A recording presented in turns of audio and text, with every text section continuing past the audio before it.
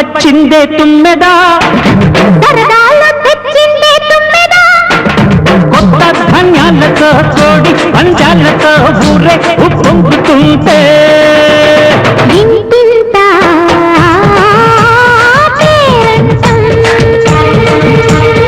ఊరంతా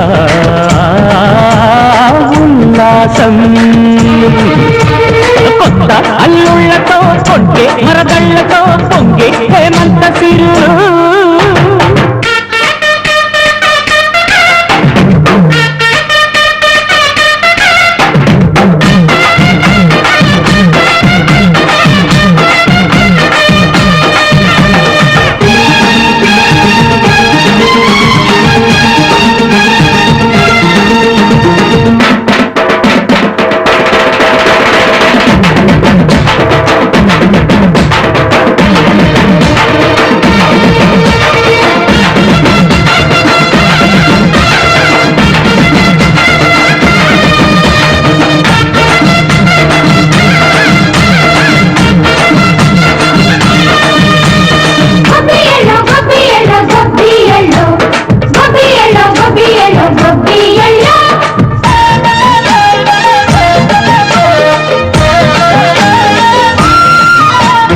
మంచి మర్యాదని పాప పుణ్యాలని నమ్మే మన పల్లెటూళ్ళు న్యాయం మా శ్వాసని ధర్మం మా బాటని చెబుతాయి స్వాగతాలు నీతి నిజాయితీ మాసిపోదు మచ్చలేని మనసు మాది మంచి పెంచు మమత మాది ప్రతి ఇల్లో బొమ్మరిల్లు సరదాలు తెచ్చిందే తుమ్మెదా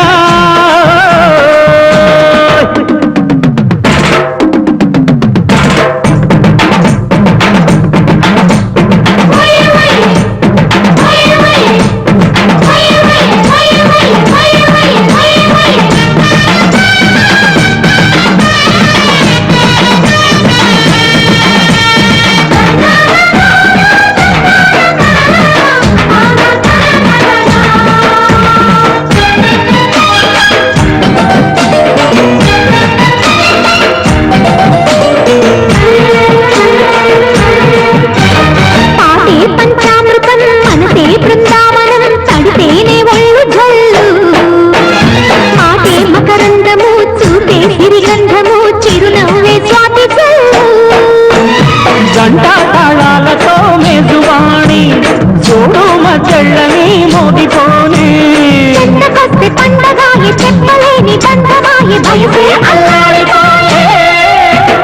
సంక్రాంతి వచ్చిందే తుమ్మెదా కొత్త ధాన్యాలతో కోటి పంచాలతో ఊరేగు పొంగుతుంటే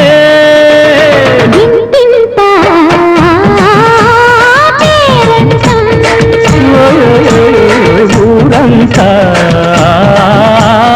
ఉల్లాసం కొత్త అల్లుళ్లతో కొంటే మరదళ్లతో పొంగే హేమంత సిరులు అమ్మాయి ఎలా ఉంది పలకలు అమ్మాయి గారికి అమ్మా సొంత బిడ్డ కంటే ఎక్కువగా చూసుకుంటున్నారు. ఏమిట్రా వాడి ఉద్దేశం? అమ్మాయిని వదిలిపెట్టినట్టున్నాడా? అమ్మాయినే కాదు, అమ్మాయి కోసం ఎవరు వచ్చినా వదిలిపెట్టను. మర్యాదగా రాజీపడి నరసింహాన్ని పోలీసులు గొప్ప చెప్పకపోతే నిన్ను నరసింహాన్ని బండి కట్టేసి సిటీ దాకా దేకించి పోలీస్ స్టేషన్ లో ఇరికిస్తాను అని అన్నాడండి. ఆ తర్వాత అమ్మాయి సంగతి చూస్తాను అన్నాడు. ఏడ్చాడు. ఎంత ధైర్యం వాడికి! అమ్మాయిని వదిలిపెట్టకుండా దానికి ఏమైనా అన్యాయం జరిగిందో ఆ ఊరంతటిని శ్మశానం చేయిస్తాను. ఏమండి, అతనితో ఎందుకు వచ్చిన గొడవండి? మీ పంతాల వల్ల పౌరుషాల వల్ల పెళ్లి కావాల్సిన పిల్ల బ్రతికి అవుతుందో ఆలోచించారా? ఏంటండి ఇంకా ఆలోచిస్తారు? మీ మేనడికి ఏ ఉరి శిక్ష యావజ్జీవ శిక్ష వేరు కదా. ఒకవేళ జైలుకి వెళ్ళినా ఈ నెలలోనో వచ్చే నెలలోనో తిరిగి వస్తాడు. కానీ పరాయింట్లో ఉన్న ఆడపిల్ల ఏ కడుపుతోనో తిరిగి వచ్చిందంటే మీ పరువేం గాను.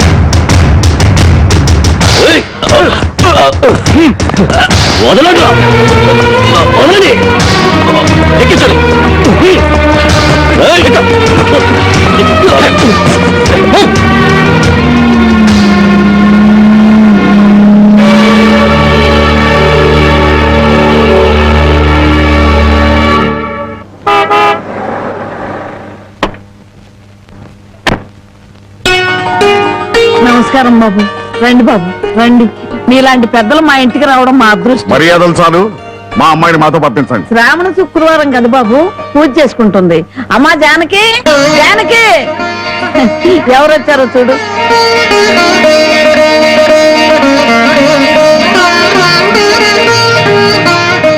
నన్ను క్షమించు. ఒక దుర్మార్గుని జైలు తోయించడానికి నేను దుర్మార్గుని కావాల్సి వచ్చింది.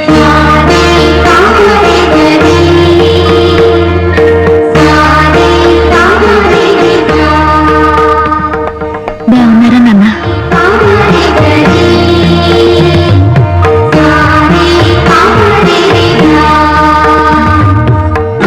చల్లగా నూరేళ్ళు బ్రతికమ్మా.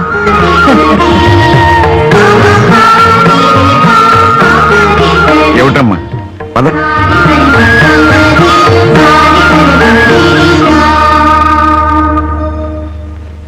పదమ్మా.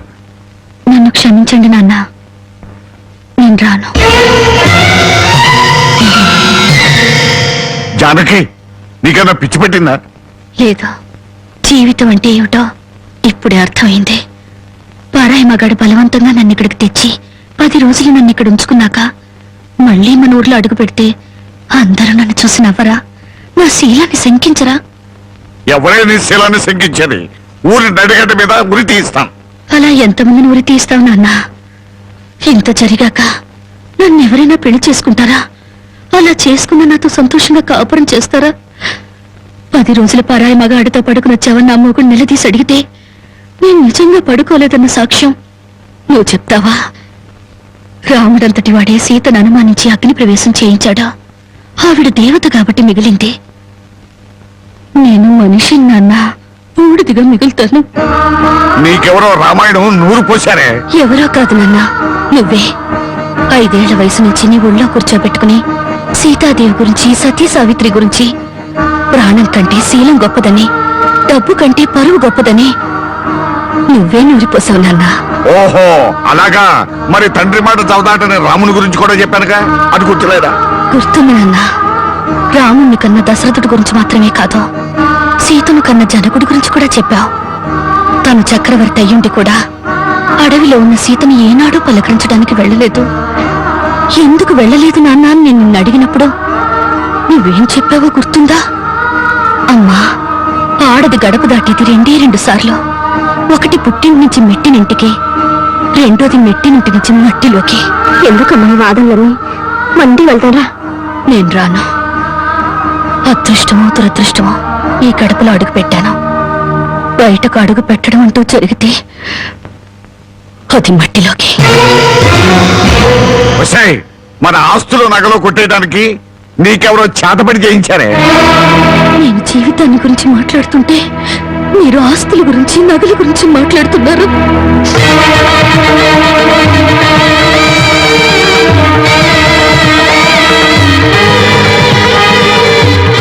ఇదిగో నీ నగలు, ఆస్తులు నాకేమి వద్దా?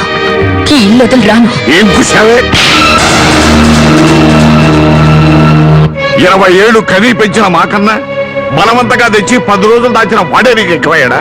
పార్వతి, ఈ క్షణం నుంచి దానికి మనకే సంబంధం లేదు. వెళ్దాం పద. ఏమండి, కాస్త ఆగండి. ఏయ్, నన్ను టెన్షన్ పట్టుకో. వెళ్ళి నుంచి. అవునమ్మా, అమ్మా నాన్నల మనసు కష్టపెట్టుకు వెళ్ళు. ఆహా, ఆస్తి కోసం అందరూ కలిసి ఎన్ని నాటకాలు ఆడుతున్నారు. మర్యాదగా మాట్లాడు. నువ్వెంత, నీ ఆస్తులెంత? నీకు డబ్బుంటే ఉండొచ్చు కానీ పౌరుషాలు, పట్టుదలలో మాకు ఉన్నాయి. ఉంటే దాన్ని ఎప్పుడో బయటికి నెట్టేవాడివి. డబ్బు కోసం గడ్డి తినే రకం. మనమే. అసలు నీ మూలంగానే మేము ఎన్ని మాటలు పడ్డాం. మర్యాదగా ఇంటి వచ్చి బయటికి వెళ్ళు. చావో బతుకు ఇక్కడే తెలిపోవాలి. ఇక్కడి నుంచి మాత్రం వెళ్ళను. నీ ముండి వేషాలు నా దగ్గర కదా, చివరిసారిగా చెప్తున్నా, బయటికి వెళ్ళు. నేను వెళ్ళను. వెళ్ళకపోతే మెడబట్టి బయటికి కెట్టేస్తా.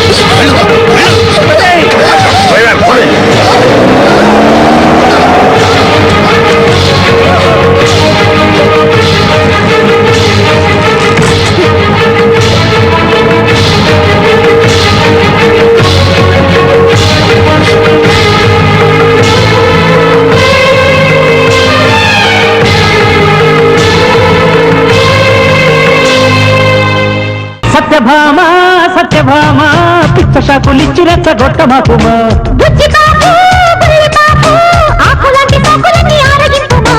పెదవి నడిగితే పన్నీరు బయటకెందుకే కంగారు